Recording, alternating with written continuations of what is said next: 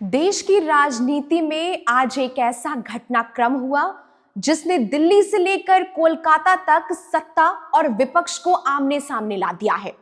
नमस्कार, जनपद देख रहे हैं आप और मैं हूं आपके साथ सौम्या। महुआ मोइत्रा समेत तृणमूल कांग्रेस के 8 सांसदों को दिल्ली पुलिस ने हिरासत में ले लिया। जगह था देश के गृह मंत्रालय के बिल्डिंग के बाहर का एरिया। मुद्दा था ईडी की छापेमारी और केंद्र सरकार पर सत्ता के दुरुपयोग का आरोप। लेकिन सवाल सिर्फ हिरासत का नहीं है, सवाल है ईडी की रेड आखिर क्यों हुई? क्या ये जांच है या फिर कोई राजनीतिक दबाव? और क्या ये सब 2026 के बंगाल चुनाव से जुड़ा है? आइए इस पूरे मामले को विस्तार से जानने की पूरी कोशिश करते हैं। पूरा विवाद शुरू होता है कोलकाता से। 8 जनवरी ईडी ने आईपैक यानी कि इंडियन पॉलिटिकल एक्शन कमेटी से जुड़े ठिकानों पर छापेमारी की।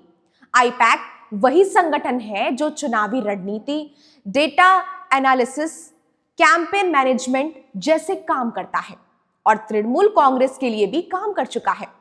ईडी के अनुसार मनी लॉन्ड्रिंग से जुड़ा मामला, संदिग्ध फाइनेंशियल ट्रांजैक्शन, कुछ डिजिटल और हार्ड कॉपी समेत कई सारे ऐसे सबूत मिलने का दावा किया गया है।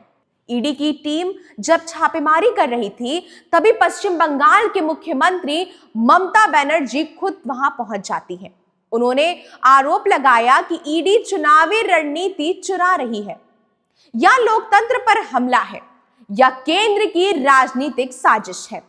ईडी ने भी आरोप लगा दिया कि जांच में बाधा डाली गई, अधिकारियों को रोका गया, कुछ दस्तावेज हटाए गए।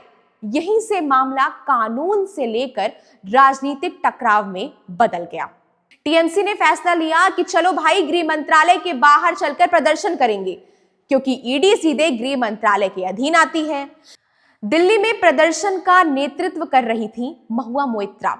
उनके साथ मौजूद थे डेरेक ओब्रॉय, साकेत गोखले, कीर्ति आजाद, शताब्दी रॉय, प्रतिमा मंडल, बाम्पी हलबार, इसके साथ ही साथ शर्मिला सरकार भी। कुल मिलाकर 8 टीएमसी सांसद नारे लगा रहे थे, ईडी मिसयूज्ड बंद करो, बंगाल विल नॉट बो।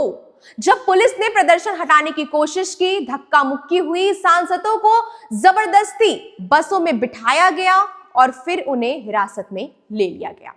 हिरासत से पहले महुआ मोइत्रा का बयान जो है वो बेहद तीखा आया है। उन्होंने कहा है कि ईडी अब जांच एजेंसी नहीं, डर फैलाने का हथियार बन चुकी है।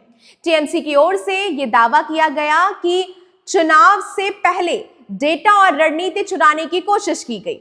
एजेंसियों का खुला राजनीतिक इस्तेमाल किया गया। उनका कहना है कि अगर सब कुछ कानूनी है तो फिर चुनाव के वक्त ही रेड क्यों की गई?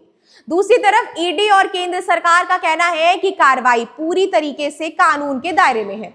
किसी पार्टी को निशाना नहीं बनाया गया। कानून सबके लिए समान है।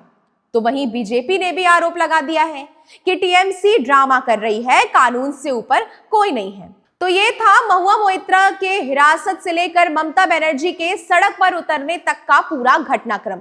ये रेड था सत्ता बनाम विपक्ष का, केंद्र सरकार बनाम राज्य सरकार का, या फिर शायद चुनावी युद्ध की शुरुआत? अपना जवाब हमें जरूर दीजिएगा और ऐसी तमाम सारी खबरें देखने के लिए जुड़े रहिए जनपद के साथ। धन्यवाद।